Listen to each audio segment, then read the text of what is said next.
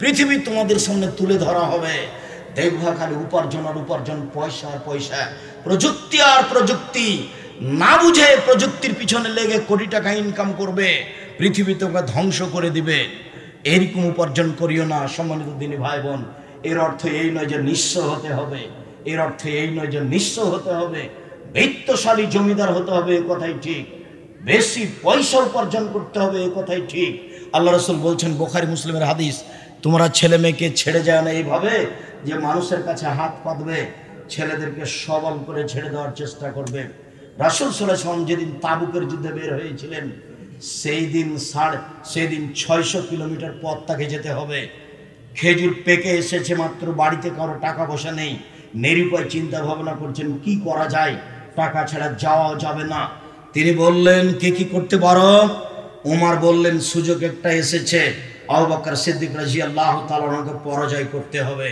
আবু দাউদের সহিহ হাদিস, তিনি বললেন, আমার অর্থ সম্পদ যা আছে তার অর্ধেক দিলাম। মনে মনে ভাবলেন যে আবু বকর এরকমটা পারবেন না। আবু বকর, আপনি কি করবেন? তখন আবু বকর সিদ্দিক বললেন, শোনেন, আপনাকে আর আল্লাহকে বাড়িতে রেখে যা আছে সবই দিলাম। তখন ওমর রাদিয়াল্লাহু আনহু বললেন, আজ যখন পারিনি, জীবনে আর কোনোদিন তাকে পারবো না।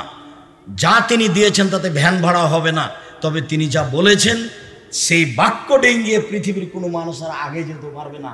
সম্পদ বন্ধ করে দিয়েছেন। এবার কার টাকায় কাজ হচ্ছে দেখেন। উসমান, জি তুমি কি করতে চাও? আল্লাহর নবী, তাবুকের যুদ্ধে যত মানুষ যাবে তার অর্ধেকের যাতায়াত খরচ, খাওয়া খরচ আমি দিব। 30,000 মানুষ ছিল, 15,000 মানুষকে 3 মাসের খাওয়া খরচ দিলেন, আর 15,000 মানুষকে একটা করে উট দিলেন, তার নাম যাতায়াত এবং খাওয়া খরচ। সেই সময়ে তিনি সৌদি আরবে সবচেয়ে বড় ব্যবসায়ী ছিলেন, উট তার সবচেয়ে বেশি ছিল, তিনি ছিলেন বড় ব্যবসায়ী, তার নাম ধনী। এখন যদি কোনো বিত্তশালীকে, সরকারকে বলা হয় যে 15,000 মানুষকে আপনি 3 মাস খেতে দেন, তাহলে রাজি হবে না। তার নাম ধনী। মনে রাখবেন, রাজশাহী, চাঁপাইনবাবগঞ্জের মানুষ মতো মানুষ হবেন না। কেন আব্দুর রাজ্জাক সাহেব এই কথা বললেন? তারা বাড়ির বাইরে যায় না, বিদেশে যাবে না, বাড়ি ঘর ছেড়ে যাবে না, ছেলে মেয়েকে ছেড়ে যাবে না। আর কি তারা ব্যবসা করবে না? কি করবে? তারা চাকরি করবে। চাকরি করে কি হবে? বলে যা বেতন পেয়েছে তা 25 দিনে শেষ হবে। তা 5 দিন কি করবে? ধার কর্জ করে যাবে। আবার যখন বেতন পাবে তখন দিতে দিতে আবার শেষ হয়ে যাবে, আবার 25, আবার 25। তো ও নিজের উপকার করবে না, বাপ মায়ের করবে না, জাতির করবে না, জনগণের করবে? কিছুই করতে পারবে না। জাতির উপকার করতে হলে রাসূল সাল্লাল্লাহু আলাইহি ওয়াসাল্লামের কথা গ্রহণ করতে হবে। আল্লাহ রাসূল চাষ করা কাজটাকে পছন্দ করেননি, তবে জায়েজ বলেছেন, জমি চাষ করলে অন্তর শক্ত হয়ে যায়। আবার ব্যবসার ব্যাপারে বলছেন, কেমন কথা দেখেন, আত-তাজিরা সাদিকাল আমিন ইয়াকুল ইয়াউমুল কিয়ামা মা শুহাদা ওয়া সিদ্দিকুল আম্বিয়া। যারা সত্যবাদী বিশ্বস্ত ব্যবসায়ী, তারা বিচারের মাঠে নবীগণের সাথে থাকবেন। আবার বলছেন, আর তিজারাত মাল কিদওয়াল হালাফ, ব্যবসাতে মিথ্যা কথা চলে আসে, কসম চলে আসে। ফাশুবহু বিসাদকা, তোমরা দান করে এটা পরিশোধ করে দাও, ঠিক করে দাও। কোনো কারণে মিথ্যা কথা চলে আসতেও পারে, কসম চলে আসতেও পারে। আর এখন তো অনেক সমস্যা। স্টিমার যদি চিটাগাঙ্গে এসে দাঁড়ায় আপনার বন্দরে, আর একদিন যদি আটকা থাকে, তাহলে 50,000 টাকা লস হবে। এখন যার সিগনেচারে নামবে তার কাছে গেছি, তিনি বলছেন 50,000 টাকা আমাকে দিতে হবে। আমি যদি দিয়ে নামিয়ে নিই ভালো, আর যদি না দিই 3 দিন থাকে, তাহলে 1.5 লক্ষ টাকা লস হবে। দেখেন, একে যে আমাকে টাকা দিতে হচ্ছে, এরই নাম নিরুপায়, এরই নাম মাজলুম। ব্যবসায় আগ্রহী হতে হবে, পয়সা বেশি উপার্জন করতে হবে, বৈধ পয়সা উপার্জন করতে হবে। অবৈধ পয়সা উপার্জন করে পরকাল হারাতে হবে না। 24 ঘন্টার মধ্যে শ্বশুরকে জমি ফেরত দিতে হবে। এই ছেলে, তোমার দাদা মারা গেছেন আজ 10 বছর হলো, এখন পর্যন্ত তোমার বাপ তোমার ফুফুকে জমি দেয়নি। আমি তোমাকে যখন বলেছিলাম যে তোমার বাপকে যদি আমি কুকুর সিরিগালের চেয়ে খারাপ প্রমাণ করতে না পারি, তাহলে আমি জাতির সামনে কথা বলবো না, তখন তুমি আটকে উঠেছিলে। বলেন কি আপনি আব্দুর রাজ্জাক সাহেব, আমার বাপ কুকুর সিরিগালের চেয়ে খারাপ? মানে এ কথা আমি বলিনি, এ কথা আল্লাহ বলেছেন। বুঝেও বুঝে না ওরা, অন্তর আছে বুঝে না, দেখেও দেখে না ওরা, চক্ষু আছে দেখে না, শুনেও শুনে না, ওরা কান আছে শোনে না। উলাইকা কালানাম, তারা পশু প্রাণীর মতো, তারা গরু ছাগলের মতো, তারা কুকুর শিয়ালের মতো, বালহাজার বরং তার চেয়ে খারাপ। এই ছেলে, তোমার বাপ মারা, তোমার দাদা মারা গেছে 10 বিঘা জমি রেখে, তোমার বাপ পাবে সকালে জমি আর তোমার ফুফু পাবে বিকেলে জমির ভাগ, না একসাথে পাবে? একসাথে। তো এখনো তো তোমার বাপ জমি তোমার ফুফুকে দেয়নি। তোমার বাপকে যদি আমি কুকুর শ্রীগুলের চেয়ে খারাপ প্রমাণ করতে না পারি, জাতির সামনে কথা বলবো না। সম্মানিত দিনী ভাই বোন, আমি আপনাকে কটু কথা বলে কষ্ট দিতে চাইনি। আল্লাহ তাআলা এভাবে বলেছেন, তাই আপনাকে শুনিয়ে রাখলাম। আপনি সতর্ক হন, বৈধ উপার্জন করেন। আল্লাহ তুমি আমাদের বৈধ উপার্জনের তৌফিক দান করো। শেষে আমার দাবিটা স্মরণ রাখতে হবে, আমার মনে বড় স্বাদ, আমি এদেশের মাটিতে উন্নত মানের প্রতিষ্ঠান গড়বই গড়ব ইনশাল্লাহ। সেটাই জামিয়া সালাফিয়া ডাঙ্গিপাড়া পাওয়া রাজশাহী, সেটাই জামিয়া সালাফিয়া রূপগঞ্জ নারায়ণগঞ্জ ঢাকা। আজকে জামিয়া সালাফিয়া রূপগঞ্জ নারায়ণগঞ্জ ঢাকার ওই বায়তুল হাম জামি মসজিদের উদ্বোধন করলাম।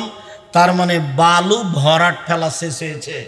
200 শতক জমির উপরে বায়তুল হাম জামি মসজিদ গড়বে ইনশাল্লাহ। যারা একতলাতে মুসল্লি ধরবে 10,000। বলে আসলাম আমার হাতে টাকা নেই, এ কথা সত্য। এখানে মসজিদ গড়বে, এ কথা সত্য। ইনশাল্লাহ গড়বেই গড়বে। কিভাবে গড়বে তা আমি জানি না, নিশ্চিত গড়বে, অবধারিত গড়বে, গড়বেই গড়বে ইনশাল্লাহ। 2013 সালের 24 আগস্ট রোজ মঙ্গলবার আমি জামিয়া সালাফিয়া হাঁটাবো, বীর হাঁটাবো রূপগঞ্জ নারায়ণগঞ্জ ঢাকা। 300 ফুট রাস্তার মাথায় পূর্বাচলের মাটিতে বলেছিলাম আমার হাতে টাকা নেই, এ কথা সত্য। এখানে প্রতিষ্ঠান গড়বে, এ কথা সত্য। ইনশাল্লাহ গড়বে গড়বে। এখন প্রতিষ্ঠানটি প্রায় 50 বিঘা জমির উপর অবস্থান করে। 2 প্রতিষ্ঠানে প্রায় 3 হাজার ছেলে মেয়ে পড়াশোনা করে, সব ভিন্ন ভিন্ন। যেখানে 300 জন এতিম আছে, 500 জন অসহায় ছেলে মেয়ে আছে। ওদের জন্য দোয়া করবেন যেন তারা শিক্ষা অর্জন করে জাতির সেবা করতে পারে, পরকারের সফলতা অর্জন করতে পারে। সাথে সাথে যত বই পুস্তক আছে আজকের আলোচনা উপদেশ বইয়ে পাবেন। আর একটা বই নতুন বের হয়েছে, পোশাক, আব্দুর রাজ্জাক বিন ইউসুফ। আর নামাজের উপরে বইটা বের হয়েছে, আব্দুল্লাহর বই কিনেন, মিন্নাতুল বারি সবাই কিনেন। আর সবাই নিয়ে যাবেন জামিয়া সালাফের মুখপাত্র মাসিকা লিতেশাম পত্রিকা। দিনী ভাই বোনকে মাসিকা লিতেশাম পত্রিকা নিয়ে যাওয়ার অনুরোধ জানিয়ে, যে আলোচনা করলাম সে আলোচনা মেনে চলার অনুরোধ জানিয়ে আমরা আলোচনা এখানেই শেষ করছি। কিছু জিজ্ঞাসা, এত প্রশ্ন জবাব দিব কখন? এগুলো কি জিজ্ঞাসা করতে দাও? জিজ্ঞাসা অনেক সময় কটু কথা আছে। এই দুই একটা বলেন। ঘুষ দিয়ে চাকরি নিলে তার বেতনের টাকা কি হালাল? যদি ও পরীক্ষায় ফার্স্ট হয়েছে তবুও টাকা লাগে, তাহলে ও মাজলুম, তাছাড়া তার হারাম।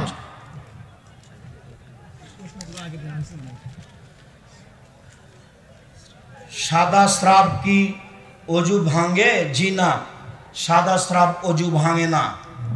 ছোটবেলায় ছেলে মেয়েদের আকিকা করিনি, 7 দিনের পরে আকিকা হবে না, আগে হবে না, পরে হবে না।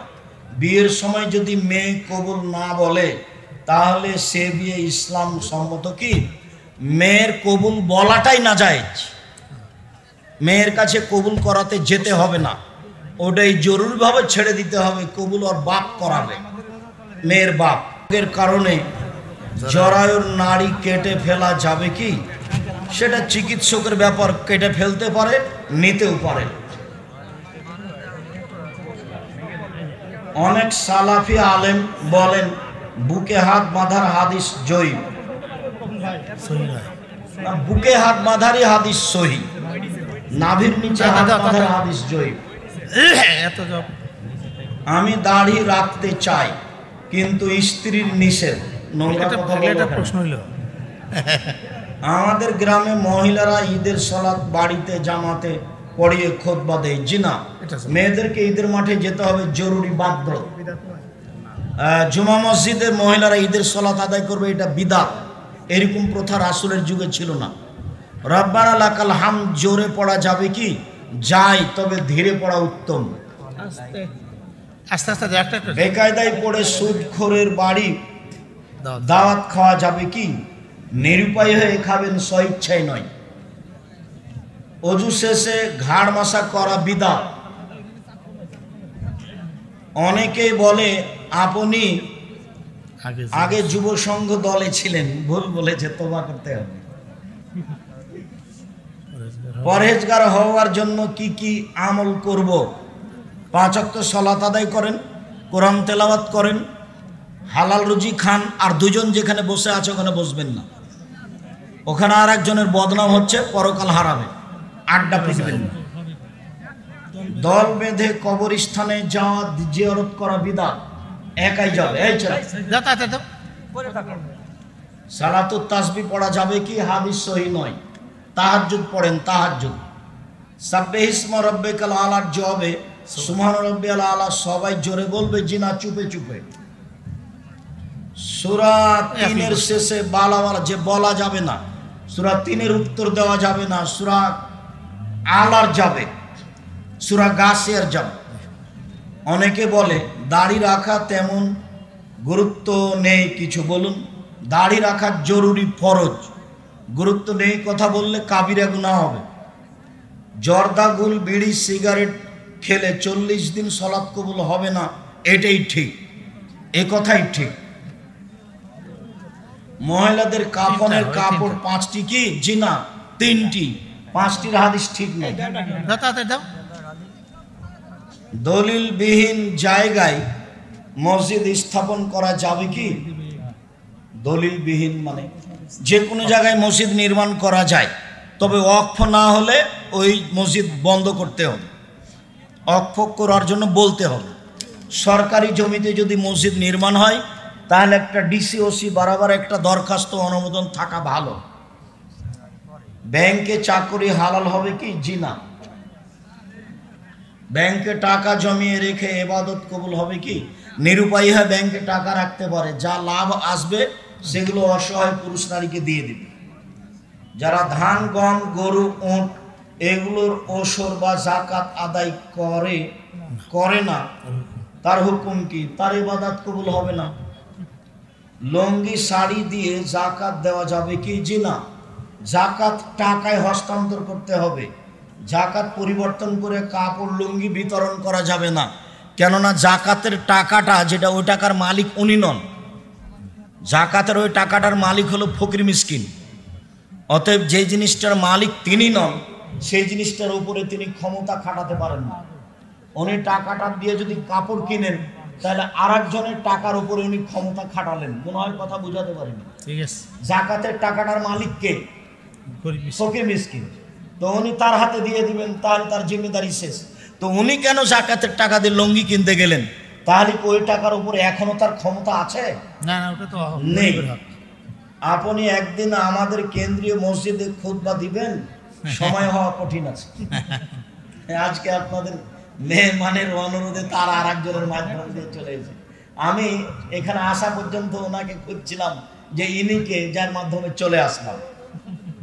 বেনামাজির জানাজা হবে কি? নামাজ যদি অস্বীকার করে থাকে তাহলে হবে না, আর যদি শয়তানি করে পড়ে না, তার জানাজা করতে হবে। মৃত ব্যক্তির খানার অনুষ্ঠান হারাম, 40 দিনে হোক 4 দিনে হোক। যেটা মৃত ব্যক্তির নামে খাদ্য দিয়েছেন ওটা তো ময়লা, মানুষের ময়লা, ওটা সাদাকা। তা আপনি বা খাবেন কেমন করে? আর আপনার বাপের বন্ধু মানুষ এসেছে গাড়ি নিয়ে, ও খাবে কি করে? এটা মানুষের ময়লা।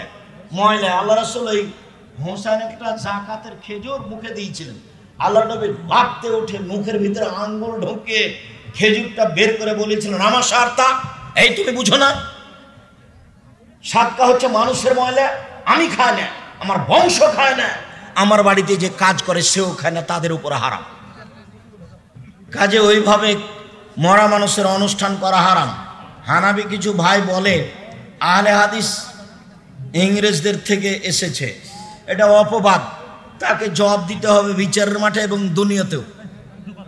এই কথা না। অত্র মসজিদে জুমার আজান 2টি, 1টি দিতে হবে, 2টি নয়। স্বামী স্ত্রীকে সরকারি আইনে কোর্টের মাধ্যমে তালাক দিয়েছেন, স্বামী স্ত্রীকে দিয়েছেন, অর্থাৎ ডিভোর্স দিয়েছেন। এই দিন এবং 3 মাস অতিক্রম করেছে, এখন তারা পুনরায় থাকতে চায়। ওই যদি এক বৈঠকে 3 তালাক করে থাকে কাজীর বৈঠকে, তাহলে বিবাহ পড়িয়ে আনতে হবে, কারোর সাথে নয়, তারই সাথে। 90 দিনের মধ্যে ফিরিয়ে নিলে বিবাহ পড়াতে হতো না, 90 দিন পার হয়েছে, তারই সাথে বিবাহ পড়াতে হবে, অন্য কোথাও নয়। আর যদি 3 মাসে 3 তালাক দিয়ে থাকে তাহলে আর ফেরত নেওয়া যাবে না। স্ত্রী সহবাসের দোয়া মুখস্থ করতে হবে। শুকরিয়া, জাযাকুমুল্লাহ খান। দীর্ঘ সময় ধরে আমরা যখন খাবার খাই তখন খাবার খাওয়ার ভিতরে পানি খাই, তখন আমরা ডান হাতের সাথে বাম হাত ব্যবহার করি। কোনো সময় করা যাবে না। বাম হাতে শয়তান খায়, আল্লাহ রাসূল বলেছেন। বাম হাতে গিলাস ধরে ডান হাত লাগিয়ে দিয়ে খেতে পাবেন না, এবারে চিরদিনের জন্য হারাম। ডান হাতে ধরতে হবে, বলে ভাত লেগে আছে যে চেটে খান, আর না হলে ওই সহই আপনি গিলাস ধরেন, আর না হলে খেজুর খান। অনেক লোক বলা বলি করে যে সে যদি মুসলিম হয়, সে যতই পাপ করুক তাকে পাপের সাজা দিয়ে আল্লাহ একদিন তাকে জান্নাতে দিবেন। কথা ঠিক, তো মুসলিম আছে তো, এটা বাংলাদেশ মানে বিপদ সীমার উপর দেশ, শির কাছে শিরকে ইমান কেটে যায়, কখন যে কেটে গেছে।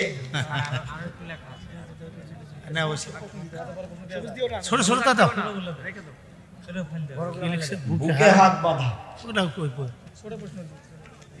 হুজুর বিভিন্ন ধরনের মোবাইল গেম যেমন ফ্রি ফায়ার, পাবজি ইত্যাদি গেমগুলো ইসলামের দৃষ্টিতে চিরদিনের জন্য হারাম। প্রত্যেক যেই খেলা বসে বসে চলে, সময় নষ্ট হয়, শরীর চর্চা হয় না, সেই খেলাকে আল্লাহ চিরদিনের জন্য হারাম করেছেন। চৌসার, ছক্কা, লুডু, দাবা, পাঞ্জা, ক্যারাম বোর্ড, তাস, গেম, যত খেলা আছে বসে বসে চলে, সময় নষ্ট হয়।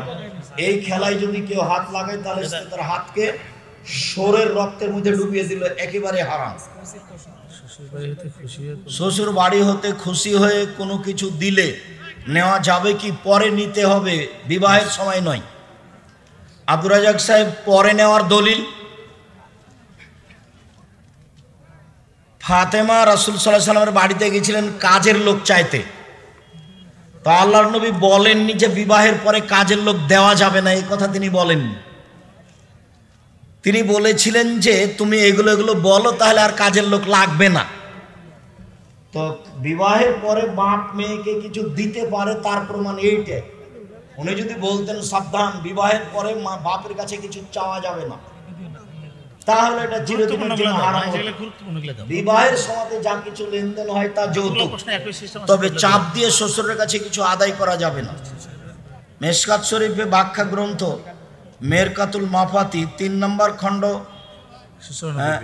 1194 পৃষ্ঠায় আছে, ইবনে আব্বাস বলেন নবীজি 20 রাকাত তারাবি পড়েছেন। হাদিসটি জাল, ওটা 20 রাকাত তারাবি নয়, 20 রাত। 20 রাত ইমাম তারাবি পড়িয়েছিলেন। তুমি ওটাকে রাকাত ধরেছ, তোমার হুজুরও ধরেছে, ভুল হয়েছে। ইব্রাহিম আলাইহিস সালাম মুসলমানদের জাতির পিতা? জি না, ইব্রাহিম আলাইহিস সালাম মুসলমানদের জাতির পিতা নন, সবার জাতির পিতা আদম আলাইহিস সালাম। ইব্রাহিম আলাইহিস সালাম ধর্মের ব্যাপারে সবার গুরু, মানে সবার মূল ব্যক্তি। মুহাম্মদ সাল্লাল্লাহু আলাইহি সাল্লামের স্ত্রী খাদিজার বিবাহ কে পড়ান? কোনো প্রমাণ নেই।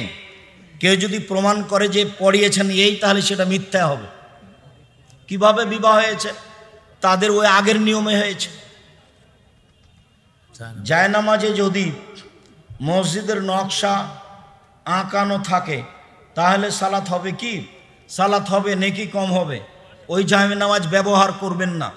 যে জায়নামাজে কোনো প্রকার ছবি নাই, এক কালার, সিরাজগঞ্জ বাজারে গিয়ে বলবেন যে আমি এক কালার জায়নামাজ নিব, বাস ওইটা নেবেন, তাতে সালাত আদায় করবেন।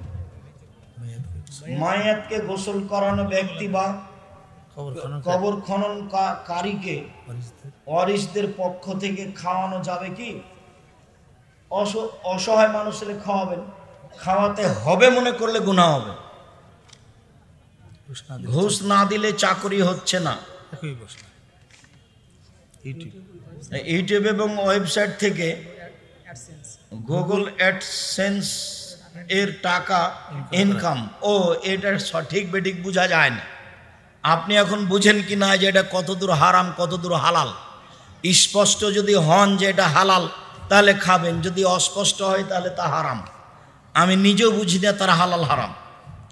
চাকরির মাধ্যমে বিয়ের চুক্তি, চাকরি হলে বিয়ে করতে হবে, সেই বিয়ে কি হালাল? বিয়ে তো হালাল, কাজটা জায়েজ নয়। বিয়ে বাপের উপস্থিত দুজন সাক্ষী হলে বিবাহ জায়েজ। ফজর এবং আসর নামাজ হানাফি জামাতের সাথে আদায় করলে কি নামাজ কবুল হবে? নামাজ কবুল হবে, নেকি কম হতে পারে। আশেপাশে আহলে হাদিস জামাতের মসজিদ যদি না থাকে তাহলে কি হানাফি জামাতের মসজিদে নামাজ আদায় করা যাবে? করেন, ফজর এবং আসর না করাই ভালো। মুসা আলাইহিস সালামের লাঠি কোথায় আছে এবং এই লাঠি মুসা আলাইহিস সালাম কোথা থেকে পেয়েছেন? কোথায় আছে আমরা তা জানি না, তবে তিনি কোথায় পেয়েছেন সেটা আমরা জানি না। তার হাতে লাঠি ছিল এ কথা আল্লাহ বলছেন, মাবে এমিনে কাইয়া মুসা, মুসা তোমার ডান হাতে কি? তখন মুসা আলাইহিস সালাম বললেন, হে আসা, এটা আমার লাঠি। শেষ হয়েছে।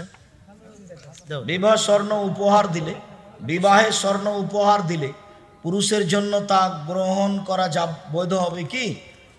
স্বর্ণ উপহার দিলে গ্রহণ করা যাবে, বিক্রি করে টাকা কাজে লাগাতে হবে। স্বর্ণ পুরুষের ব্যবহার করা হারাম। কিছু মুসল্লিকে দেখা যায় জিন্সের প্যান্ট পরে এবং এই প্যান্ট গুটিয়ে সালাত আদায় করে, যেন এটা হারাম। যেই প্যান্টে শরীরের উঁচু নিচু বোঝা যায় অঙ্গ প্রত্যঙ্গ, সেই পোশাক হারাম। আর সলাতের সময় কোমরে গুটাতে হবে, নিচে নয়। নিচে গুটানো হারাম, কেননা সব কিছু সিজদা করতে যায়। একজন নবী একজন পুরুষের সাথে, নারী একজন নারী কতজন পুরুষের সাথে পর্দাবিহীন সাক্ষাৎ করতে পারে এটা উল্লেখ করা আছে কোরআন মাজিদে। তার বাপ, তার শ্বশুর, তার ছেলে, তার বোনের ছেলে, তার মেয়ের ছেলে। জীবিত মানুষের আত্মা কোথায় অবস্থান করে? তার দেহের মধ্যে অবস্থান করে, ঘুমের সময়তে চলে যায়, আবার আসে, যা রাসূল সাল্লাল্লাহু আলাইহি ওয়াসাল্লাম বলেছেন। আমার 3টি মেয়ে, তাদের নাম রাখা হয়েছে মাফিয়া আক্তার মুন্নি, মাফিয়া আক্তার মুন্নি, মার্জিয়া আক্তার মায়া, মার্জিয়া আক্তার মায়া, মনিরা বিনতে মুক্তার। এই নামগুলো রাখা যাবে। মনিরা, শুধু মনিরা, মনিরা বিনতে মুক্তার, ঠিক আছে। মার্জিয়া বিনতে আক্তার মায়া, আক্তার মায়া লাগবে না, শুধু মার্জিয়া। মার্জিয়া আছে, আক্তার মায়া এগুলো ছেড়ে দিতে হবে। মাফিয়া আক্তার, মাফিয়া, এটাও একটা মাফিয়া, আফিয়া হয় মাফিয়ার চেয়ে, আফিফা। বিবাহের মোহরানা হিসাবে কোনো নারী যদি বিবাহের পর স্বামীর সাথে হজে যেতে ইচ্ছা করে তবে তা মোহরানা হিসাবে গ্রহণযোগ্য হবে কি? স্বামী স্ত্রীর চুক্তিতে যদি হয়তো হবে, তোমাকে হজে নিয়ে যাব, তোমার সাথে যে মোহর ছিল সেটা আমি এরই মধ্যে পরিশোধ করে দিলাম, তো স্বামী যে স্ত্রী যদি রাজি থাকে হবে। ছাড়ো, শুকরিয়া, জাযাকুমুল্লাহ খাইর। আল্লাহ আমাদের যারা মারা গেছে তুমি তাদের কবরের শাস্তি মাফ করো। আমরা যারা অসুস্থ তুমি তাদের আরোগ্য দান করো। আমরা যারা বেঁচে আছি তুমি তাদেরকে তোমার রাসূলের পদ্ধতি অনুযায়ী চলার তৌফিক দান করো। আমিন। আজকের যে আলোচনা সে আলোচনা মেনে চলার তৌফিক দান করো। আমিন। তোমার দরবারে এই জোরালো দাবি ও দাওয়া দোয়া রেখে আজকের সংক্ষিপ্ত আলোচনা এখানে শেষ করলাম। সুবহানাকা আল্লাহুম্মা ওয়া বিহামদিকা আশহাদু আল্লা ইলাহা ইল্লা আনতা আস্তাগফিরুকা ওয়া আতুবু ইলাইক। আসসালামু আলাইকুম ওয়া রাহমাতুল্লাহ। অবশ্যই কেউ মাসিক আল ইতিসাম পত্রিকা ছাড়া যাবেন না। নিজের কাছে যদি না থাকে তাহলে অন্যের কাছে টাকা নিয়ে যাবেন।